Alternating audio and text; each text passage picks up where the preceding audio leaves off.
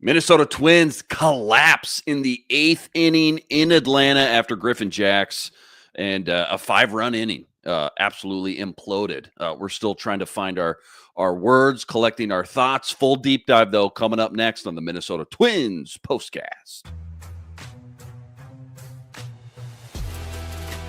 This is the Twins POSTCAST, your instant game reaction for the Minnesota Twins. Part of the Locked On Podcast Network, your team every day. What's going on? Back in the lab, back at it. Another Twins POSTCAST episode right here on the Locked On Sports Minnesota Network. Your team every day. Luke Inman at Luke_Spinman.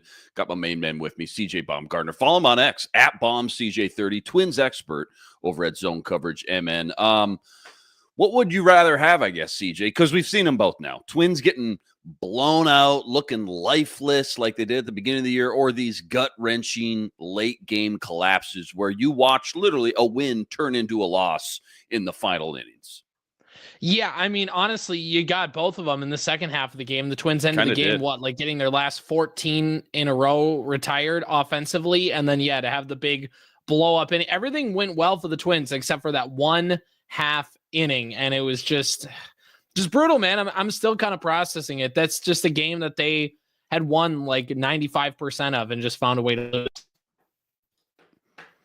Yeah, lots to get into from this one. Again, you touched on it. Griffen Jax's struggles. A debut from Luke Keyshaw, though, a small bright note from today's game. But first, quick reminder, tonight's episode brought to us by Game Time. Game Time, download the Game Time app, create an account, use code LOCKEDONMLB for $20 off your first purchase. All right, so Twins, believe it or not, winners of 3 of their last 4 heading into this one. It looked like it was going to be 4 of their last 5. Game 1 in Atlanta. It's a 4-1 game in the 8th. Twins fans, we're feeling good. In comes Griffen Jax, who did have his struggles the night prior, but he just implodes, man. Again, 2 hits, 2 walks, 4 earned runs. I think he only registered 1 out, maybe 2. Cole Sands comes in, gives up 2 more hits, another run. All of a sudden, it's like if you got up and went to the bathroom, all of a sudden you come back. You're so confused. 5-run 8th inning, Twins down 6-4, and that's your game. You touched on it as well. The Twins bats just kind of went ice cold after a nice start offensively at the plate. But just, another gut wrencher. They dropped to 7-13 on the year. Why don't you just start with kind of your biggest takeaways in topics? What stuck out, I guess, the most from tonight's loss?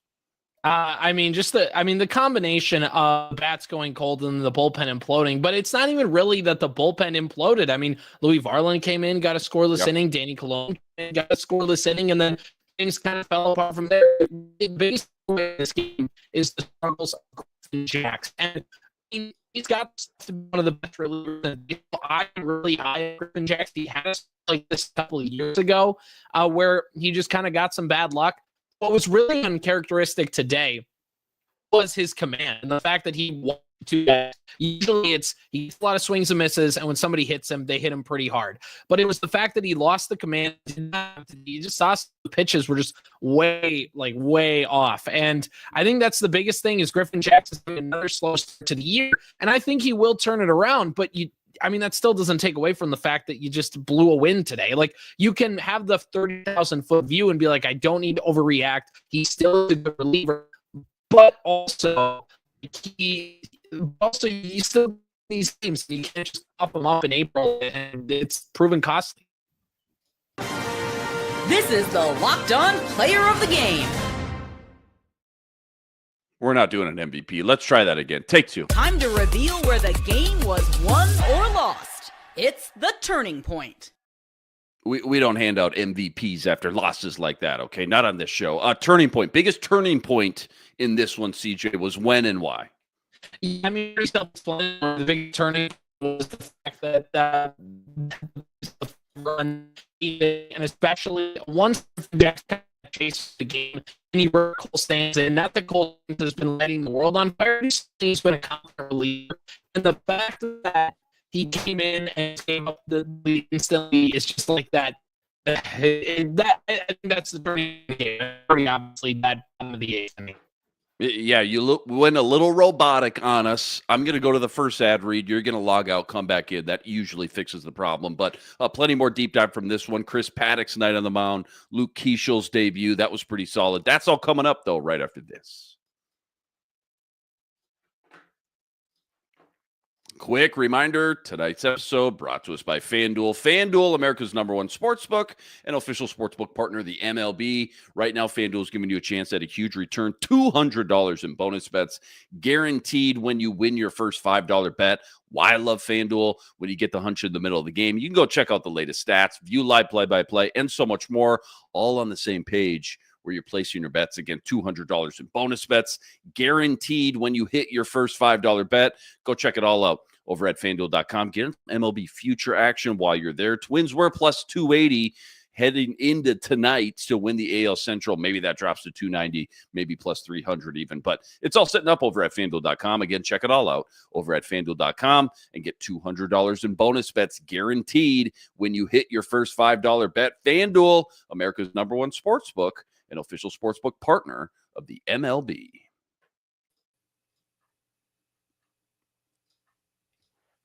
All right, CJ, let's fix this. There we go. Nerdy stat of the daytime. I know it's tough after a loss like this and a late game implosion, I guess. But any crazy stat, fun analytic, Twins related, what do you got tonight?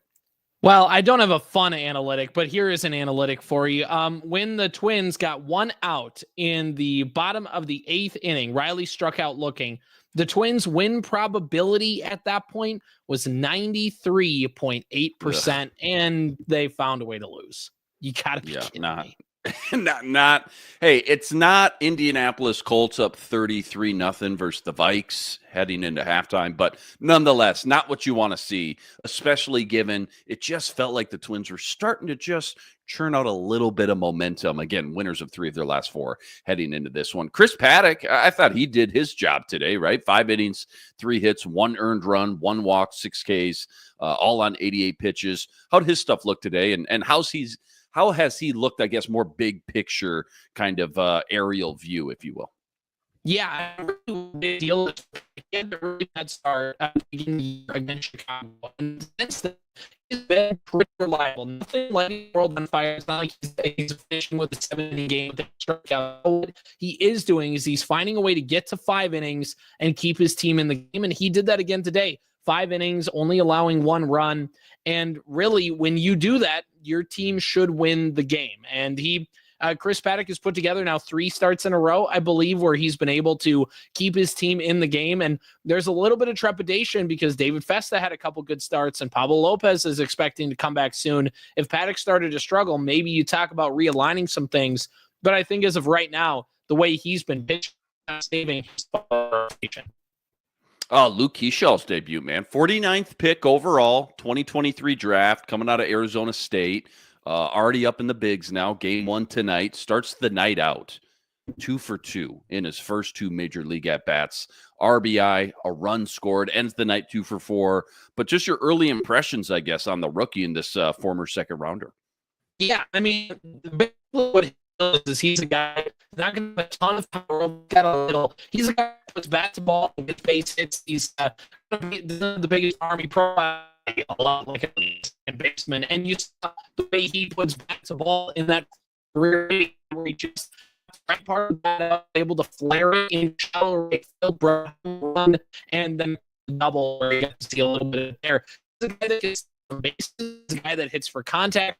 He's a really fun Twins player to watch, and it's just basically the bat to ball skills. He's not going to ever hit, or I shouldn't say ever, but he's not going to be a guy where you expect 25 plus home runs every year, but you do expect he's going to get on base a lot, and he can run, which you talked about in other shows. The Twins now are sneakily putting together a team that's got a lot of speed if they can find ways to get on base. Yeah, a lot of speed and a lot of just, it feels like when you look at the future, when you look at the lineup of all the young guys right now, just a nice young core nucleus of talent that, yes, they need some, not just years, but some reps, some games under their belt to develop. But if they do, even if like half these guys hit their true ceiling, it just feels like, man, we got some potential there. Not only at the plate offensively, but again, in the starting rotation, and I guess as well for relievers too. So yeah, a lot of excitement, I guess, for some of the young talent, I guess, in the farm system for sure. Thought I had you clean for a second, went a little robotic again. I'm going to go to add 2. You hop out again, and we'll see if that fixes the trick. Don't go anywhere. Quick preview. Game 2, Simeon Woods Richardson on the mound. That's all coming up right after this. Quick reminder, tonight's episode also brought to us by Prize Picks. Prize Picks, America's #1 fantasy sports app with more than 10 million members to date. And for me and my money, it's just by far the easiest. It's the most exciting way to get in on all the action while you watch your favorite sports and you watch your favorite players. It's so simple, too. All you got to do, you pick more or less on 2 or more player stats. You watch the winnings roll in. Baseball season officially here. Could be strikeouts. Could be RBIs, home runs, stolen bases, you name it. They got it. Take your pick on more or less. Add them to your Prize Picks entry today. Plus, they now offer Apple Pay, quick and easy deposits into your account all season long. Download the Prize Picks app. Use code LOCKEDONMLB for $50 instantly with any $5 wager. Okay, I just want to finish this draft conversation because, I'm a draft guy. I can't wait for the NFL draft next week. 2023, they drafted Walter Jenkins, Charlie Soto, and, of course, the guy we saw tonight, Luke Keyshaw. Keyshaw already making an impact. Jenkins has a monster ceiling, top 5 pick. Soto was like 18 when they drafted him.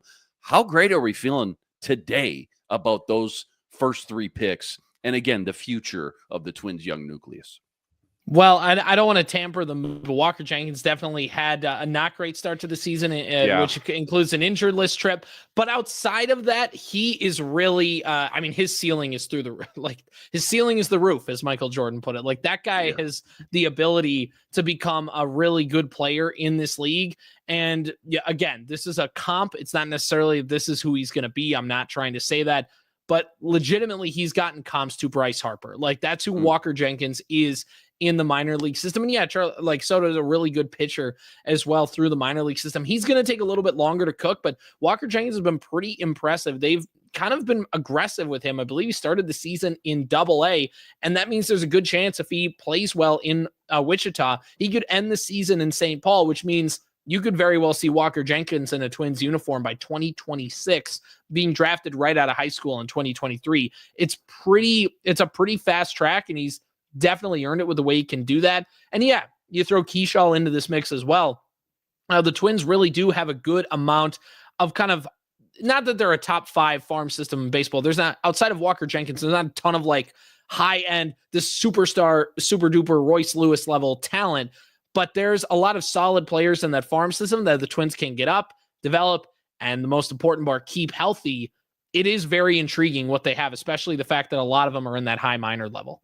I would never compare any prospect to Joe Mauer or their path, but I'm just curious, for comparison's sake, how quick was Joe Mauer's kind of path from the minors into the major leagues with the Twins? Do you have any idea? Do you remember? I know we're going way back in the Wayback Machine, but any idea? Because I feel like that was very quick as well, I'm assuming.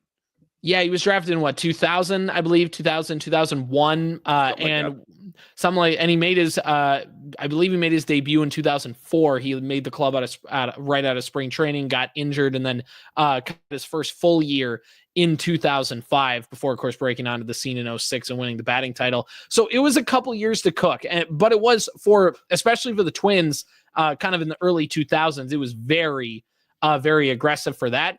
And I think really, if you want to compare the Walker Jenkins fast track to anyone, it probably would be Royce Lewis, just for the fact that he was able to kind of come in out of high school, very, very highly sought after, highly talented prospect, kind of got up to that AA level pretty quickly. Royce Lewis, a little bit different because, of course, he had to deal with the COVID season and he had to kind of deal with that.